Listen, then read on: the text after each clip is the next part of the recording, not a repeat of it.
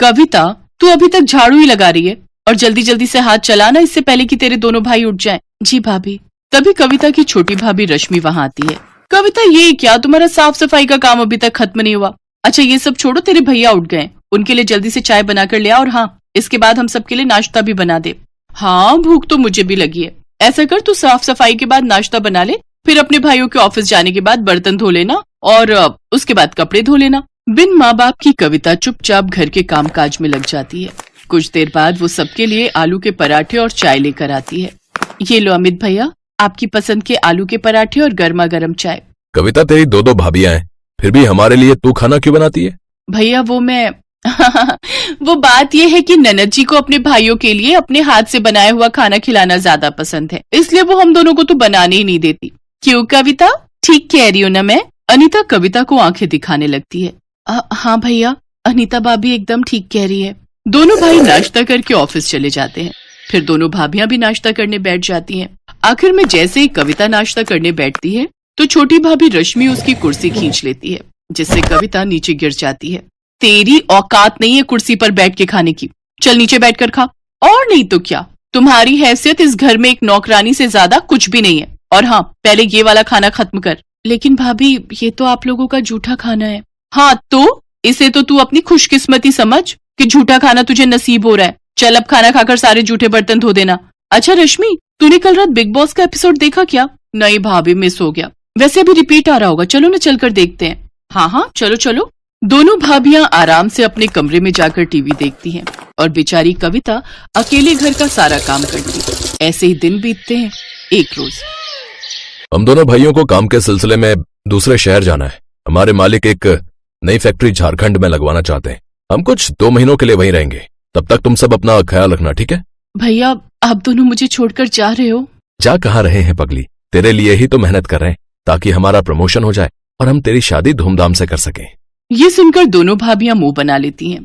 अपने पतियों के जाने के बाद तो अब वो दोनों कविता पर और भी जुल्म ढाती हैं। ऐसे ही एक रोज बाहर जोर की बारिश हो रही होती है। देखो भाभी, कितना सुहाना मौसम हो रहा है, क्या मजेदार बारिश हो रही है।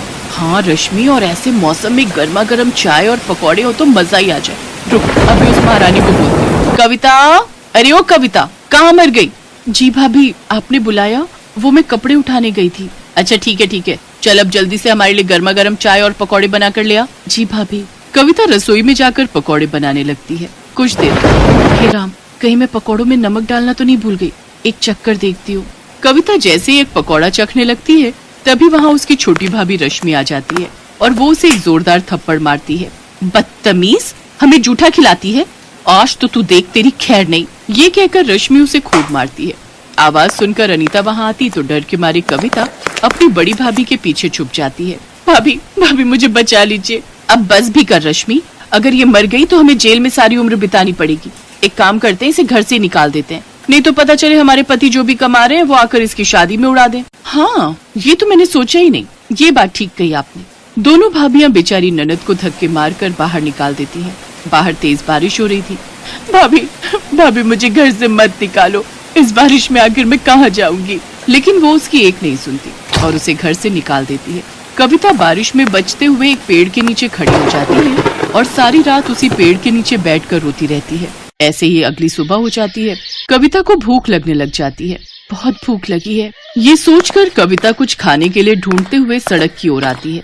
ठेलों पर जाकर कुछ न कुछ मांगती है, लेकिन कोई भी उसकी मदद नहीं करता। कुछ देर बाद वो एक बूढ़े बाबा के ठेले पर पहुंचती है जो कि पकौड़े बनाकर बेच रहा था। वो उसके सामने रोते हुए कहती है, बाबा मैं कल से भूखी हूँ, मुझे बहुत भूख लगी है, मुझे ये थोड़े से पकौड़े दे दो, लेकिन मेरे पास पैसे नहीं है। उस बूढ़े व्यक्ति को कविता पर तरस आ जाता है और वो कुछ प्याज के पकौड़े चटनी के साथ उसे खाने को दे देता है। कविता को उन पकौड़ों को देखकर वो बात याद आ जाती है कि कैसे एक पकौड़े के पीछे उसकी भाभी ने उसे घर से निकाल दिया। क्या हुआ बेटी, तुम रो क्यों रही हो?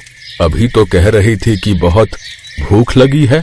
कविता रोते हुए उसे सारी बात बताती है। बेटी, तुम जवान लड़की अकेले कहाँ भटकोगी सड़कों पर, इससे तो बेहतर होगा तुम इस गरीब की झोपड़ी में चलकर रहो, मेरी बेटी बनकर।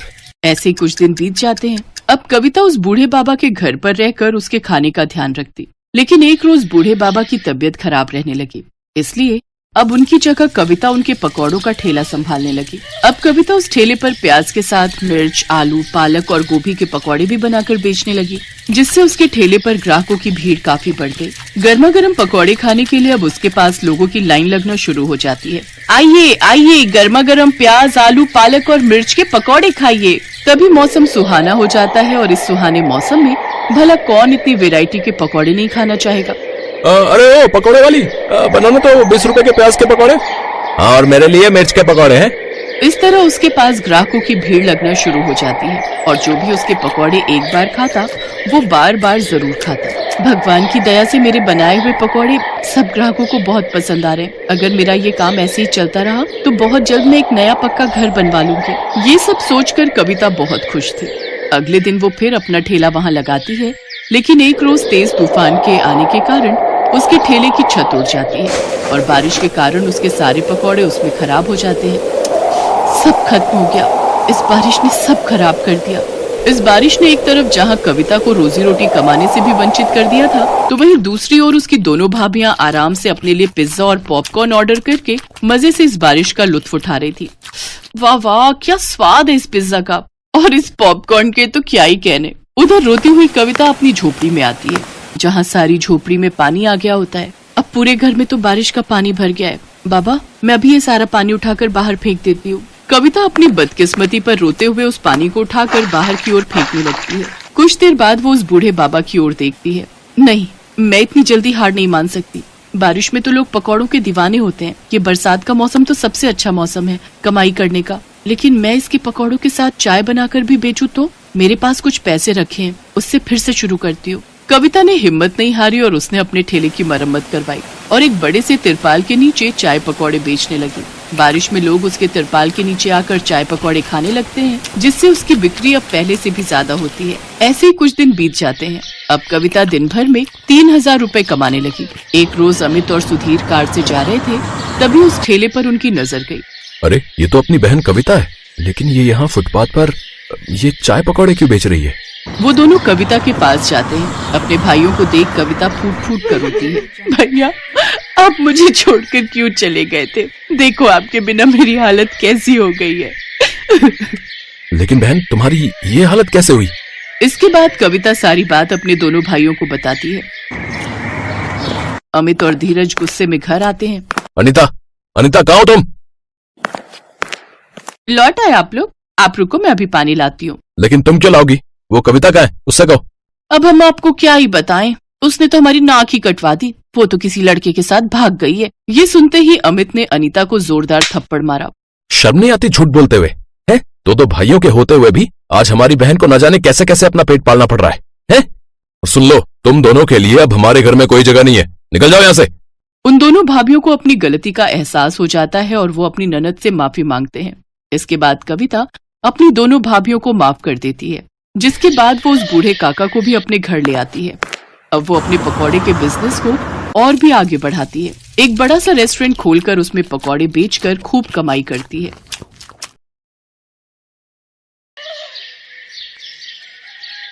मनोहर पानीपुरी का ठेला चलाता था।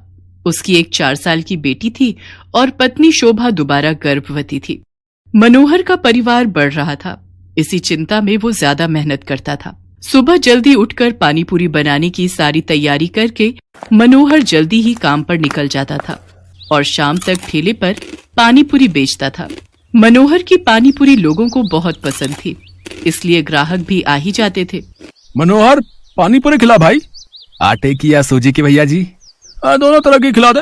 है भाई, तेरी पानीपुरी खाने में इतनी स्वादिष्ट होती है कि मजा आ जाता है भाई। हाँ मनोहर भैया, 40 रुपए की पानीपुरी पैक कर देना। पानी थोड़ा ज्यादा कर देना। अभी कर देता हूँ। आने जाने वाले लोगों की नजर मनोहर के ठेले पर पड़ी जाती थी और पानीपुरी तो एक ऐसी चीज है जिसे देखकर मुंह में पानी आ ही जाता है। इसलिए लोग उसके ठेले पर रुककर पानीपुरी खाते और आगे बढ़ते।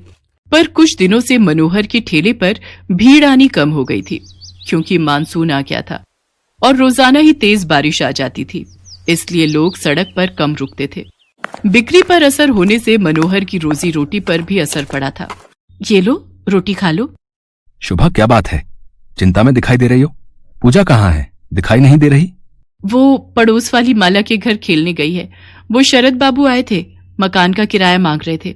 बोल रहे थे 15 दिन ऊपर हो गए हैं, उन्हें अगले हफ्ते तक किराया चाहिए, नहीं तो हमें ये घर खाली करना पड़ेगा। उन्हें हमसे ज्यादा किराया देने वाले किराएदार मिल रहे हैं। अरे तू चिंता मत कर, इस हालत में तू चिंता करेगी तो बच्चे पर भी असर पड़ेगा। मैं शरद जी को कल बोल दूंगा, वो मुझे कुछ दिन की मोहलत और दे देंगे। मनोहर शोभा को तसल्ली दे देता है, पर वो खुद ही बहुत परेशान था, क्योंकि उसी शाम जब वो काम से लौट रहा था तो लोगों में बारिश और तूफान को लेकर चर्चा बनी हुई थी। अरे मनोहर, तुमने सुना क्या? मौसम विभाग का कहना है कि अगले 4 दिनों तक भीषण तूफान और बारिश के संकेत हैं भैया। सड़कों पर पानी भरा रहेगा, इसलिए हम सब ने तो सोचा है कि कुछ दिन घर से ही ना निकले। तुम ठीक कह रहे भैया, 2-4 दिन अब घर पर ही आएंगे। वैसे भी मेरी अच्छी खासी बिक्री हो जाती है, पर डर भी तो है बारिश में अगर बाढ़ आ गई तो, सड़कों पर पानी भर गया तो, है घर नहीं लौट पाए तो। मैं तो सोचकर ही घबरा रहा हूं भैया। चलो भाई चलो, समय से घर चलते हैं भैया। मनोहर उस शाम को हुई इस बात के बारे में सोच सोच कर करवट बदल रहा था। उसे समझ नहीं आ रहा था कि वो अगले दिन जाए या नहीं, पर उसे मकान का किराया भी चुकाना था, इसलिए वो मकान मालिक शरद से बात करने जाता है। शरद जी, मैं अगले महीने तक आपको किराया दे दूंगा। अभी बारिशों का सीजन है तो काम बिल्कुल भी नहीं है। देख मनोहर, मैंने घर किराए पर देने से पहले ही यह शर्त रखी थी कि मुझे किराया समय पर चाहिए, पर तू हर बार ही किराया लेट कर देता है। अब मैं और देर नहीं कर सकता। तू अगले 2 दिन तक मेरा किराया दे दे, वरना घर खाली कर दे। मेरे पास इतना टाइम नहीं है कि तेरे से बात करूं, मुझे काम से जाना है। मनोहर चिंता में घुला घर लौट आता है। उसके पास कोई और चारा नहीं था, इसलिए वो अगले दिन फिर से पानीपुरी का ठेला लेकर काम पर जाने लगता है। पड़ोस की सुनीता भाभी कह रही थी कि अगले 2 दिनों तक बहुत बारिश होने वाली है, आप 2-3 दिन काम पर ना जाओ तो अच्छा है। शोभा, मैंने शरद जी से बात की थी, वो नहीं मान रहे हैं। उन्हें अगले 2 दिन में किराया चाहिए, इसलिए मुझे पानीपुरी का ठेला लगाने जाना ही होगा। मनोहर घर से निकल पड़ता है। वो ठेला लेकर जब अपनी जगह पर पहुंचा तो उसने देखा आज बहुत कम ठेले वाले खड़े थे। उसे पता था कि सबने पहले ही मना कर दिया था, इसलिए सब 2-3 दिन घर पर ही रहेंगे। मनोहर अभी अपना ठेला तैयार कर ही रहा था कि अचानक तेज बारिश शुरू हो गई और बारिश लगातार तेज होती जा रही थी। मनोहर का पूरा ठेला बारिश के पानी से भीग चुका था। उसका बहुत नुकसान हो गया था। हे भगवान, कितना नुकसान हो गया। सोचा था आज थोड़ी कमाई हो जाएगी तो किराए के थोड़े पैसे देकर शरद जी को संभाल लूंगा, पर अब क्या करूं? आज तो 1 पाई की भी कमाई नहीं हुई। अब तो वापस घर जाने के सिवा कोई रास्ता नहीं। घर ही चला जाता हूं। बारिश का पानी सड़कों पर भर रहा है, अगर कुछ देर और रुका तो यहीं फंस जाऊंगा। मनोहर अपने ठेले को अभी लेकर जा ही रहा था कि अचानक से एक गाड़ी तेजी से आती है और सड़क पर फिसलती हुई एक पेड़ से टकरा जाती है। अचानक हुए ऐसे हादसे से मनोहर दंग रह जाता है। वो देखता है कि गाड़ी एक महिला चला रही थी और बराबर में उसके एक छोटी बच्ची बैठी हुई थी। महिला की ज्यादा चोट आई थी और वो बेहोश हो गई थी। बच्ची को खरोंचे आई थी और वो दर्द से रो रही थी। मनोहर उनके पास जाता है और रोती हुई बच्ची को गोद में उठा लेता है। लोग उसका साथ देने से मना कर देते हैं। हे भगवान, न जाने ये कौन है। चुप हो जा बिटिया, इसके तो हाथ पर चोट आई है। अगर इन्हें कुछ ही देर में अस्पताल नहीं ले गया तो अनर्थ हो जाएगा। ए भैया, जरा ऑटो रोको। ए भैया, आओ भैया, जरा गाड़ी रोको। कोई रोक ही नहीं रहा, कोई भी मदद करने को तैयार नहीं हो रहा है। मैं इन दोनों को इस हालत में यहाँ मरने के लिए नहीं छोड़ सकता। मेरी आत्मा इसके लिए कभी हाँ नहीं कहेगी। अब मैं क्या करूं?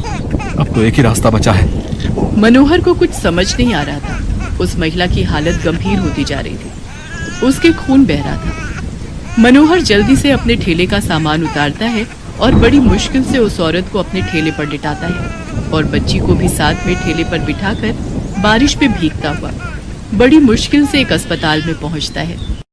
उसे इस हालत में देखकर अस्पताल के डॉक्टर और नर्स जल्दी से उस महिला को एडमिट करते हैं। मनोहर उस रोती हुई बच्ची को संभाल रहा था। बच्ची के हाथ में चोट थी। मनोहर ने अपने मोबाइल से अपनी पत्नी शोभा को भी फोन कर दिया था ताकि वो परेशान ना हो। कुछ घंटों बाद महिला को होश आता है। वो अपने पति को फोन मिलाती है। कुछ देर बाद उसका पति हॉस्पिटल पहुंचता है और अपनी पत्नी और बच्चे की हालत देखकर घबरा जाता है। डॉक्टर, सुषमा कैसी है? ये सब क्या हो गया? सुषमा, मुझे तो लगा था तुम अपनी मम्मी के घर पहुंच चुकी होगी। रोहित, मैं घर से निकली थी तो बारिश नहीं थी। मैंने सोचा आराम से पहुंच जाऊंगी, पर अचानक पता नहीं क्या हुआ, मैं गाड़ी संभाल नहीं पाई। कीचड़ में वो फिसलती चली गई और उसके बाद तो मुझे होश ही नहीं था। रोहित, ये भैया बहुत अच्छे हैं। आज इन्होंने ही मेरी और स्वाति की जान बचाई है। आपकी वाइफ ठीक कह रही हैं। आज की दुनिया में ऐसी मदद कोई नहीं करता। हमने अपनी आंखों से देखा था। ये भैया बारिश में अपने ठेले पर आपकी पत्नी और बच्ची को हॉस्पिटल लेकर आए थे। मैं आपका एहसान किस तरह से चुकाऊंगा?